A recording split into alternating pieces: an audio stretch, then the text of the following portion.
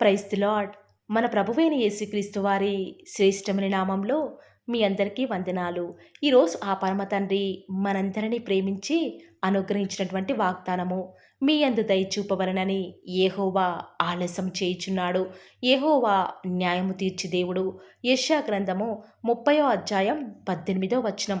At the Lord longs to be gracious to you, for the Lord is a God of justice. Isaiah chapter 30 verse 18. ఈరోజు ఆ పరమ తండ్రి మనందరినీ ప్రేమించి అనుగ్రహించిన కృపావార్త నమ్మిన ప్రతి ఒక్కరి జీవితాలలో ఆ పరమ తండ్రి నెరవేర్చి మిమ్మల్ని బహుగా ఆశీర్వదించునుగాక. ఆమేన్. ఈరోజు ఎవరైతే యెహోవాను ఆశ్రయిస్తున్నారో వారి ఎడల దయాళుడుగా, తన్ను వెతకు వారి ఎడల ఆయన దయ చూపేవాడిగా ఉంటాడు.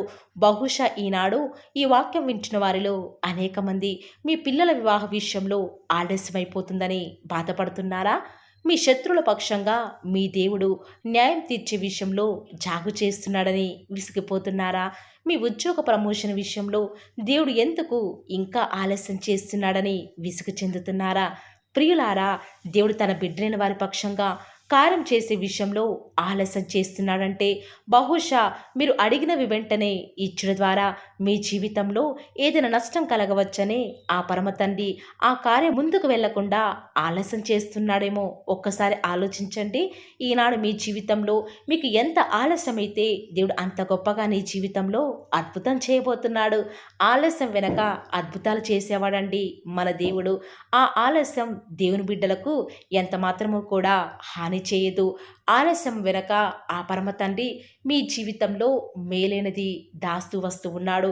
కానీ దేవుడు తన జవాబును ఇచ్చే విషయంలో ఈనాడు లేటు చేయడం ద్వారా ఆ సమయంలో నువ్వు దేవునితో ఎక్కువ సమయం గడపాలని, ఎక్కువగా ఆయన మీద ఆధారపడాలని, ఇంకా దేవునిపై విశ్వాసం పెరగాలని, తద్వారా ఆ దేవాది దేవుడు నీ మీద జాలి చూపేవాడిగా ఉన్నాడు.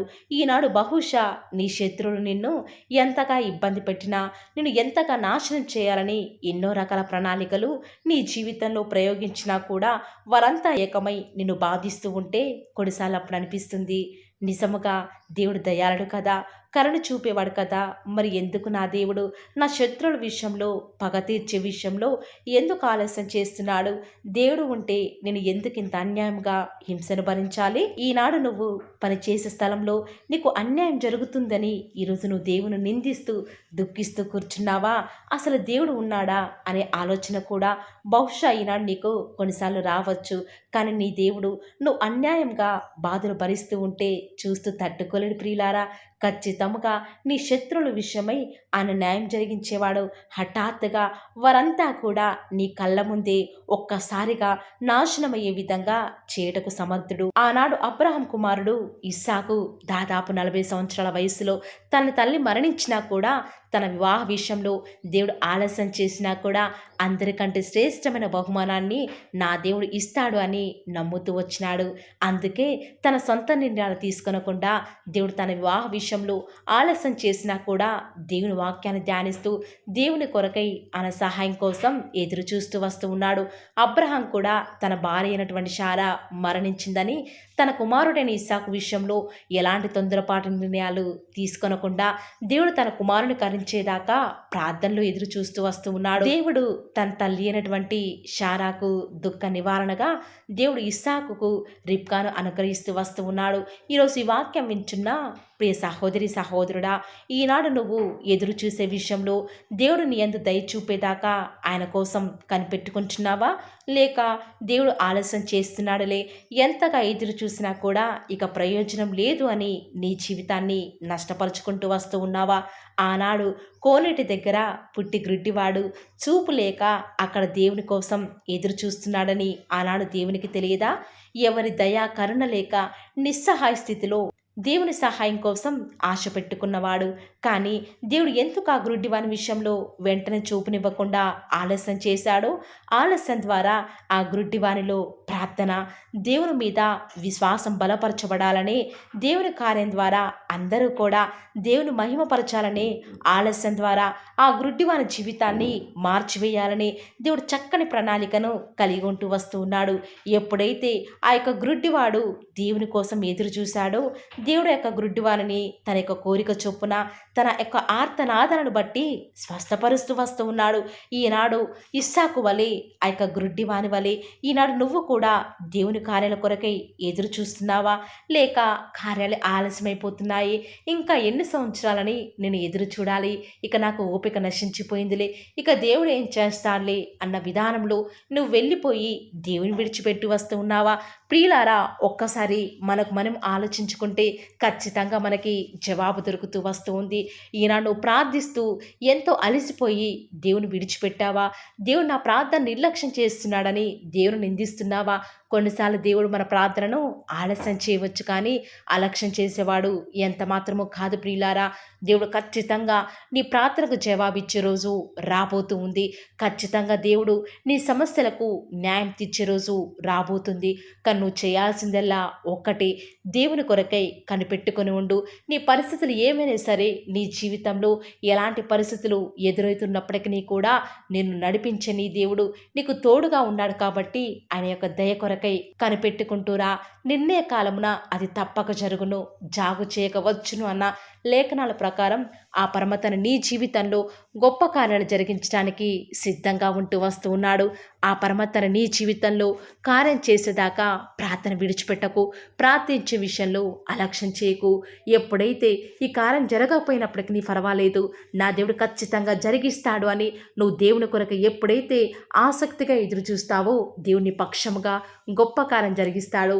యెహోవా కొరకు ఎదురు చూచువారు నూతన బలం పొందుకుంటారు. కాబట్టి ప్రియులారా, ఈ రోజు నుంచి దేవుడిచ్చే బలాన్ని పొందుకో. దేవుని కొరకై ఎదురుచూడు. ఆయన దయ చూపేంతవరకు కూడా, ఆయన యొక్క కన్నులు నీ వైపు చూసేంతవరకు కూడా దేవుని సహాయం కొరకే నీ రెండు చేతులు ఆకాశం తట్టు చూచి దేవుని కొరకే ప్రార్థించు. దేవుడు నీకు సహాయం చేయాలని నిలవబడి ఉన్నాడు. కానీ నీకు అలాంటి ఓపిక లేదు కాబట్టి దేవుడు ఆలస్యం చేస్తూ వస్తూ ఉన్నాడు. దేవుని కరుణించే రోజు రాబోతుంది, అది తప్పక వచ్చును. ఈ మాటల మీద ఎవరైతే విశ్వాసం ఉంచుతున్నారో నాతో పాటు ప్రార్థనలో ఏకీభవిస్తారా ప్రియులారా? ప్రార్థన.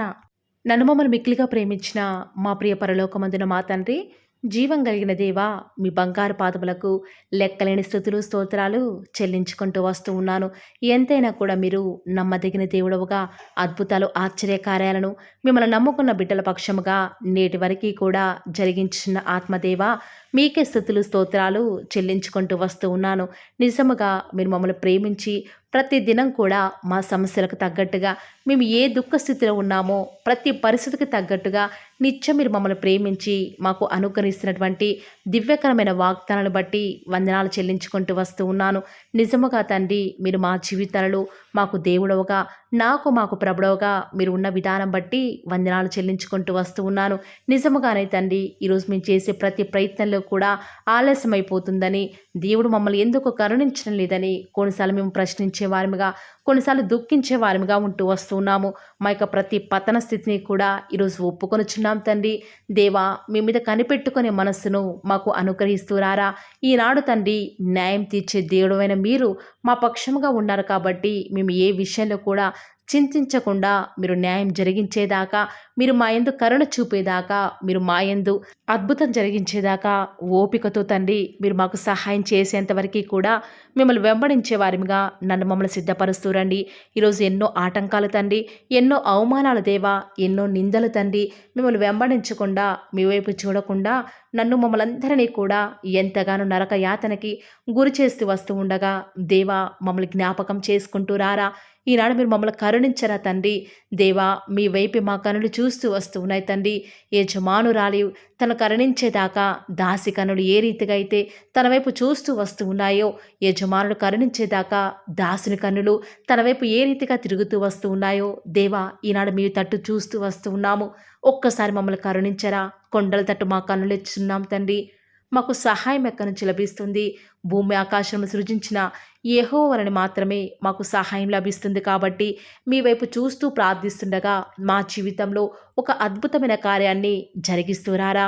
మిమ్మల్ని నమ్ముకున్న బిడ్డల పక్షముగా ఈ యొక్క వాగ్దానాన్ని ఉన్నట్లుగా నెరవేరుస్తూ వస్తారని కూడా మీ సన్నిధానంలో వేకువజామున ప్రార్థిస్తూ వస్తూ ఉన్నాము. రోజు ఎవరైతే తండ్రి వాగ్దానం విని ప్రార్థనలో ఏకీభవించి వాళ్ళు స్టార్ట్ చేసే పని ఏదైనా కూడా, మా ప్రతి పనిలో కూడా మీరే మాకు సహాయకారిగా, నాకు మాకు దేవుడవుగా ప్రభుడవుగా ఉంటారని కూడా మీ సన్నిధానంలో ప్రార్థిస్తూ వస్తూ ఉన్నాను తండ్రి. ఏ ఒక్కరు కూడా డిసప్పాయింట్ అవ్వకుండా తండ్రి మిమ్మల్ని బట్టి ధైర్యం తెచ్చుకొని ముందుకే వెళ్ళే భాగ్యాన్ని మాకు మీరే అనుగ్రహిస్తారని కూడా ప్రార్థిస్తూ వస్తూ ఉన్నాను. ప్రత్యేకంగా మమ్మల్ని ప్రేమించి మాకు Paul of the word channel ద్వారా అనుగ్రహిస్తున్నటువంటి ప్రతి శ్రేష్టకరమైన వాగ్దానాన్ని బట్టి వందనాలు తండ్రి. విన్న వాగ్దానాన్ని దుష్టుడు ఎత్తుకొని పోకుండా 30 60 100 మా జీవితాలలో మీ యొక్క కార్యాన్ని జరిగిస్తారని కూడా ప్రార్థిస్తూ వస్తూ ఉన్నాను. ఈరోజు ఎవరైతే ఉదయకాల ప్రార్థనలో వాగ్దానం విని ఏకీభవిస్తున్నారో చిన్నవారు మొదలుకొని పెద్దవారైన వారు వృద్ధులైన వారు ప్రతి ఒక్కరిని కూడా పేరు పేరున జ్ఞాపకం చేసుకొని ఆశీర్వదిస్తూ రండి తండ్రి. ఈ యొక్క వాగ్దానాన్ని సంపూర్ణంగా ఎవరైతే విశ్వాసం ఉంచి ఏకీభవిస్తున్నారో తండ్రి వారి యొక్క కన్నీటి ప్రార్థనకు ప్రతిఫలంగా వారి జీవితాలలో వారి యొక్క మనసులో అనుకున్న కార్యాన్ని జరిగించండి తండ్రి. తద్వారా మీ నామానికే మహిమ తెచ్చుకుంటూ రండి. ఈరోజు ఎవరైతే ప్రయత్నించబోతున్నారో వారి ప్రతి పనిని కూడా మీరే సఫలం చేస్తురండి. నేడు దినమున ఏ పనులైతే ఆగిపోతూ వస్తూ ఉన్నాయో ఆ యొక్క ప్రతి పని కూడా ఆగిపోకుండా ముందుకే సాగిపోయే కృపను ప్రతి ఒక్కరికి కూడా మీరే అనుగ్రహిస్తూ వస్తారని కూడా ప్రార్థిస్తూ వస్తూ ఉన్నాను. దేవా, ఈరోజు మీ బిడ్డనే వారు చేసే ప్రతి వ్యాపారాన్ని కూడా దీవించండి, ఆశీర్వదించండి. ఎక్కడా కూడా నష్టం రాకుండా దయచేసి మీరు వారిని జ్ఞాపకం చేసుకుంటూ రండి. అంతేకాదు దేవా, మీరే మా ప్రతి అవసరాలలో కూడా మీరే మాకు దేవుడుగా ఉంటారని కూడా ప్రార్థిస్తూ వస్తున్నాను. ఈరోజు ఎవరైతే తండ్రి దూర ప్రాంతాలకు ప్రయాణమే వెళుచున్నారో వారిని జ్ఞాపకం చేసుకుంటూ రండి. ఇతర రాష్ట్రాలకు ఇతర దేశాలకు వెళ్ళే బిడ్డల్ని జ్ఞాపకం చేసుకుంటూ రండి.